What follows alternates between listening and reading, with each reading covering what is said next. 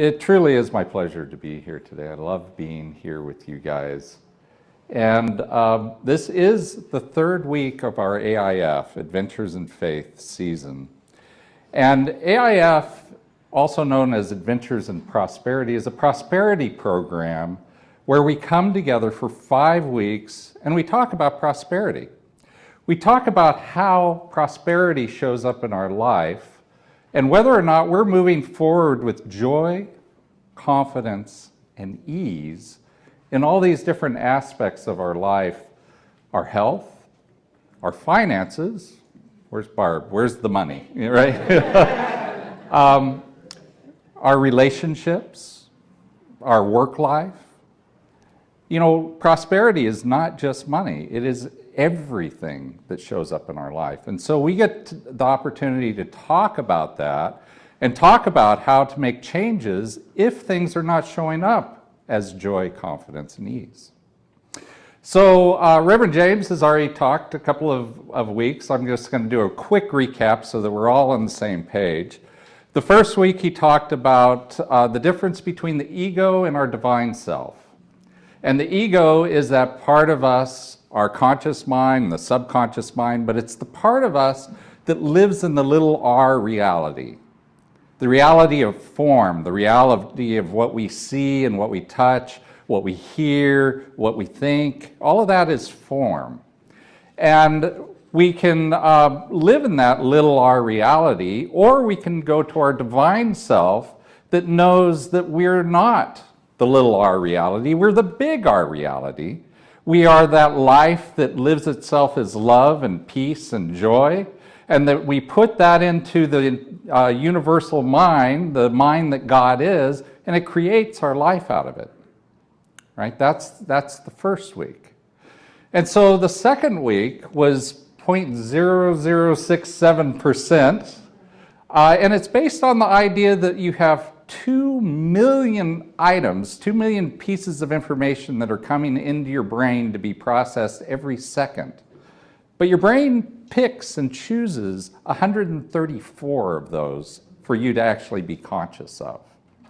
And so you're really, what it's basically saying is that you're going around with a very little bit of the reality that you know of, that you're actually sensing.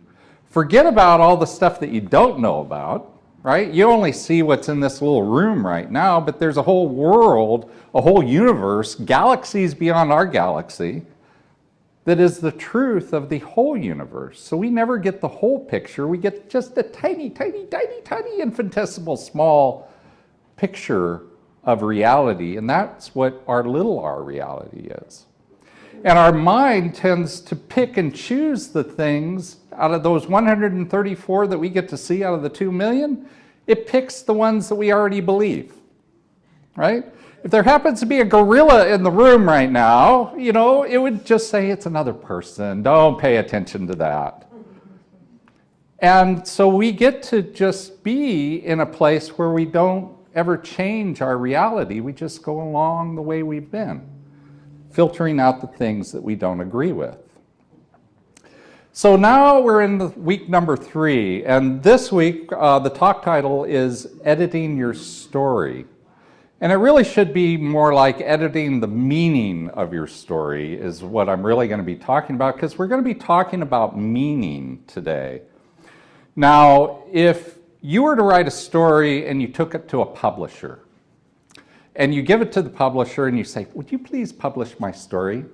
The first thing he's going to do is go, I'd like you to see this nice little editor over here. And he's going to read through your story and he's going to make some recommendations about it. And he's going to tell you to change this and add this character and take this character out and move these chapters around. And the thing that I think, if I was an author of a story, that I would want to understand is, okay, this is a professional editor. I like what he's doing for me, but is he changing the meaning of my story? Is my love story suddenly becoming a horror story, right? You know, I wouldn't go along with that. Well, I don't want that. So, you know, we're going to be looking at meaning today, and meaning in the story basically of our life. So the question is where does the meaning that we have in our life come from? And I think the first place that meaning comes from is that place of our ego. It's just kind of a continuation of the story we've been telling for the last couple of weeks. We have this ego, and it's going around, and it's filtering down information, and it's coming up with the things that we're actually paying attention to, and we're creating beliefs out of those, and then we're also getting meaning from those beliefs. Now, we've been working with Finding Zero, which is the book of the month, and from that, there's a quote that says, "Your brain does not deny you here. Indeed, you find that everything you knew turns out to be correct. You are right and they are wrong." Isn't that sweet? It's so nice to be right, I find. You know, it's really good. But it goes on to say, "Yet it is not correct." Oh, rats. "No single perception is correct because events have no meaning apart from the meaning we give them. Without a meaning, no event can carry a universal reason for its occurrence, and without a universal reason, we manufacture a personal reason." It's a personal reason. So we're taking all of this stuff, all this information, we're condensing it down into our beliefs, and then we're getting a meaning that is unique really to us. It's all about us. And the problem is that we take those meanings and we don't think they're personal meanings, we think they're universal meanings, right? That what I think is true for me is also true for you and you and you. And that's kind of where we get into trouble, because unless we're in the big R reality, right? Not the little r reality of our own lives, but the big R reality of God's life, then we're not in the universal, we're in the specific, we're in the personal. So as an example of how we get to meaning from a bit of information, let's say somebody comes up and I make a mistake. And somebody comes up to me and says, "You made a mistake, you must be stupid." Well, okay. You know, they can say whatever they want, and I have the opportunity next to have a thought of what my reaction is to that. Now, my reaction might be, "Oh, I make stupid mistakes all the time." In which case, if that's my thought, my belief that comes out of that is, I must really be stupid. And then the meaning that comes out of that is I'm not able to succeed in anything because I'm stupid. But I have the opportunity. We are always at choice.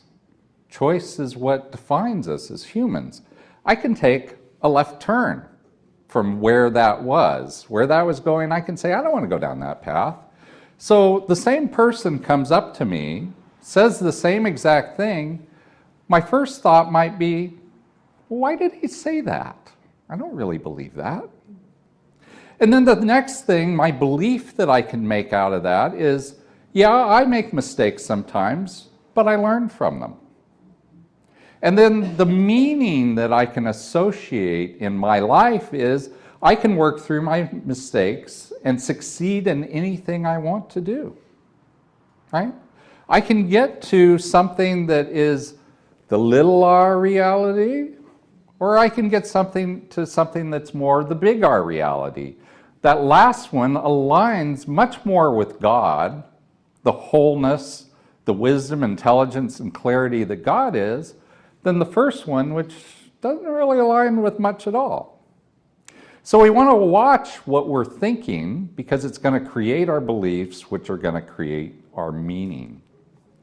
Now, I love to watch things on the internet, you know, and I love TED Talks in particular. I really enjoy them. And so I was watching one the other day by J.J. Abrams, and if you want to look it up, it's called The Mystery Box. And in this, J.J. Abrams, by the way, if you don't know, or if you do know, he is the director and writer that wrote the Lost program, television program. He's also been the director of several science fiction movies like Star Trek, Star Wars, the latest ones. And so he did a TED Talk called The Mystery Box, and he talks about his grandfather in it. And he says that his grandfather had a great sense of mystery about him, that his grandfather loved to go out and try and figure out how things were made, and he would take them apart to see how they were made. And he also loved to do little arts and crafts type of things. He loved to be busy with his hands. And he took his grandson, J.J. Abrams, along with him on a lot of these things that he would do, places he would go, crafts and stuff that he was performing. And so J.J. says that he picked up that sense of mystery from his grandfather. And he really loved his grandfather, and so one day he was in a magic shop, and they had this box of magic items, $50 worth of magic items for $15, right? But it's a mystery as what's in the box. You don't know what's in the box. It's all sealed up. You can't see inside. So he paid his $15, and he never opened the box. So it's always what's in the box is still a mystery to him. He has no idea. But he carries it around with him and puts it on the shelf of wherever he's directing a film or anything. And it reminds him of his grandfather, and it reminds him of being in the mystery. And so if you've ever watched any of the Lost television shows, you'll kind of understand. He's got a lot of mystery going on. But so anyway, he goes on to say that he talks about meaning going into his shows, but he also talks about meaning being in other movies. For instance, he says that E.T., while we think it's all about, E.T. phone home, this extraterrestrial trying to get home, he says no. He says the meaning of it is actually, it's all about the divorce that's going on in the background between the mother and the father.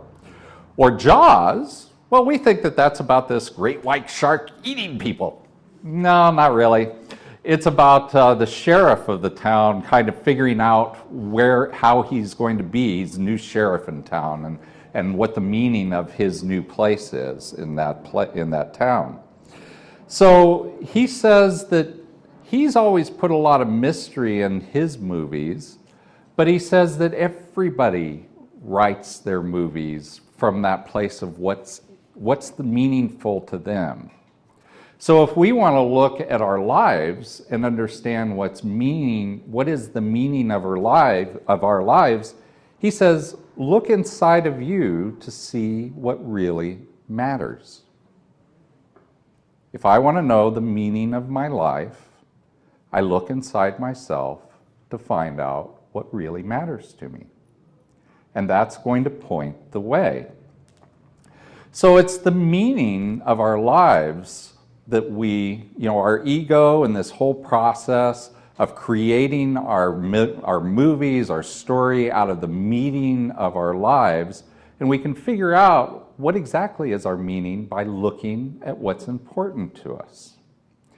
Now, there's another way that we get to meaning in our lives, which is, I think, dharma. Now, dharma is a word that's thrown around in a number of religions, so I want to be specific. This is the dharma from the Hindu religion.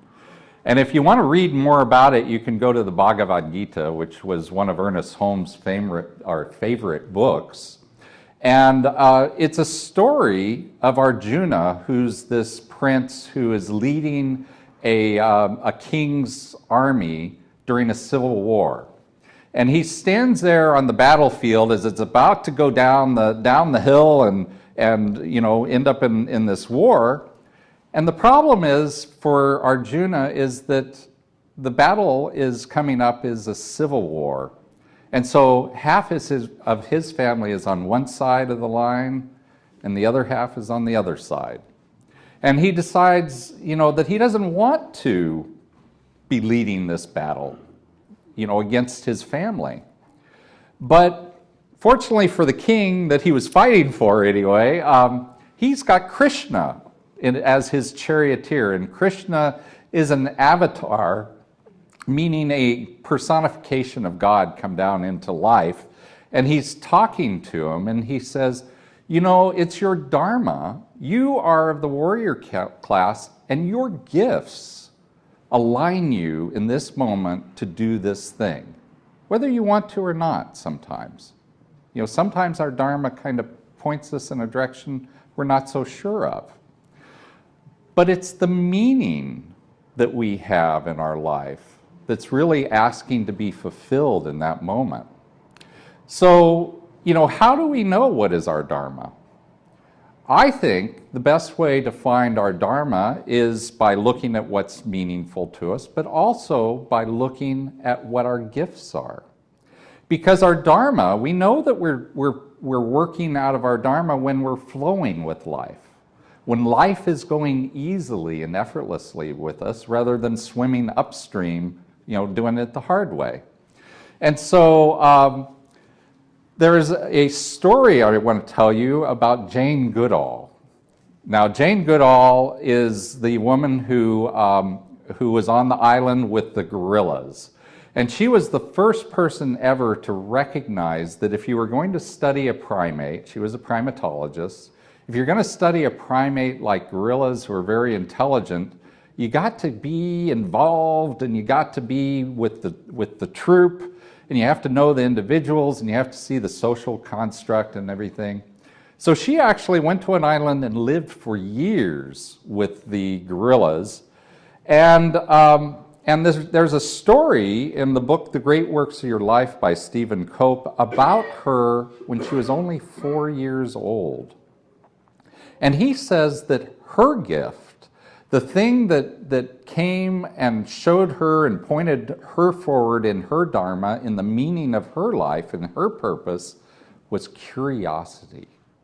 She was a very curious person her entire life. At 4 years old, she was so curious. Her mother had hens. They lived out in the country, and her mother had hens and a chicken coop. And she would see her mother go into the chicken coop and get eggs out, and they would have them for breakfast. And she was like, well, where do the eggs come from? All I see is this head, you know, and all these feathers. Can't figure out where the eggs come from.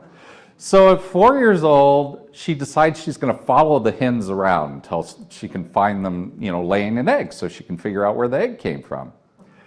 But, you know, if you were a hen, would you lay an egg with a 4-year-old staring at you? So, you know, she tried that, it didn't work. So she decides she's going to go in, just like she does years later. She goes into the chicken coop and she hides. For 4 hours at 4 years old, she hides, doesn't move. And eventually a chicken comes in, gets on the nest, you know, settles in a little bit, and then stands up and out drops an egg. And she's so excited. She's seen this egg and she knows where the eggs come from, and she runs out of the chicken coop. Now she's 4 years old and she's been gone for 4 hours. The household's in a turmoil. They're like, where is she? But her mother, she finds her mother first, and her mother, all she does is she sees the gleam in her eyes. And so instead of scolding her or blaming her or shaming her, she just sits down and she lets little Jane Goodall tell all about that story. So she was supporting her in her curiosity. She was supporting her in the meaning of her life. And she went on to do such great things. So I think in the long run, it's really important that we have support. And there's, you know, in the meaning of our lives, that we can have support from a couple of different places. One is our family and our friends, kind of like we heard about J.J. Abrams and his grandfather supporting him, and also about Jane Goodall and her mother supporting her. And so we can have that kind of support always in our lives. Our friends can support us too. But I also think that community is a great place for us to get support in our meaning. And, you know, Namaste is a community. And it's a community that comes together to support each other. And we have a very strong vision. We read our vision statement today. We are a beacon of love and light, illuminating sacred oneness and celebrating diversity. And we read all those 5 mission statements. And those mission statements are really the meaning of why we come together. And so we get to express meaning together as a community and be in that kind of a meaning. But we also get to help people individually. The AIF program is helping people right now, I hope, to understand prosperity more and more as their life. We have classes and workshops where there's a teacher, but you know the most important aspect of those classes and workshops are the students. It's the people that have signed up for the classes, because what they're doing in those classes is they're listening to each other. Active listening, just listening. That's all. Only listening, no advice, just listening. And in that process of listening, we get to talk about what the meaning is of our life, and we get to, start picking from those 134 things that we're going to actually recognize each moment, each second, to align better to the things that we want to see. And we get to work that out. So, what I'm going to suggest is you got a whole week ahead of you, right? We're doing the AIF workshops or small groups. And, so you get a chance to kind of work with these concepts there if you go to the AIF small groups. But where I would like you to think about is, what is the meaning that's showing up in your life? Are the meanings, remember that thing of the thought, right, to the belief, to the meaning? Are the meanings that you're creating, are they supporting your greater good? Are they aligned with spirit? Are they aligned with the joy and the peace and the wholeness, the wisdom, intelligence, clarity, beauty that spirit is? And if not, then start filtering the information that you're getting, the 134 pieces every second. Start filtering them so that they are filtered towards something that's more positive. And since it takes 21 days to create a habit, watch your mind for 21 days to set your filter to a different setting, and then sit back and watch your life change. Thank you. Namaste. So let's just go into a time of prayer.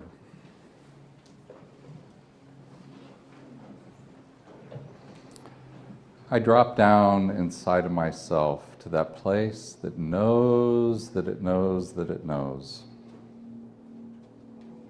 I drop down inside of myself to that place that draws and drinks from the well of infinite possibility.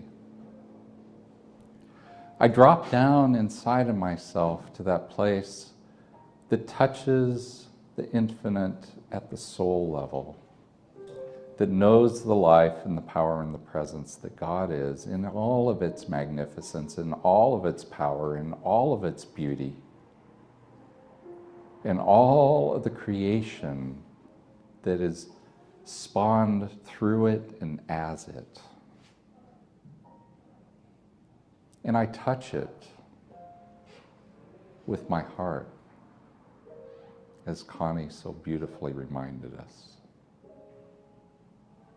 I touch it with my mind. I touch it in all the different ways that I can, because there is nothing that I am separated from. Everything that I am is spirit. Everything that I am is love, is peace, is joy. And as that's the truth of me, I absolutely know it to be the truth of every person here, every person in our community, even if they're not here, every person that we touch, every person in this world, in this city, in the world beyond, and beyond that. that the love and the peace and the joy that God is expresses beautifully, easily, effortlessly as our life, as their life. And so as we come together today to know that prosperity is ours, whether it's in our love life, whether it's in our finances, whether it's in our jobs, whether it's in any of the relationships that we build, whether it's in our body. I know absolutely that God moves forward and into and as and through every circumstance of our lives, every piece that impacts us, everything that we live our lives from. In the little r reality to the big R reality, God is all that there is, and it creates out of our intentions to support us, to know us, to love us, to be us. And for knowing these truths today, I just give thanks. And I release this prayer into the law, knowing that it's already fulfilled in the mind that God is, and I say God and life are good and very good.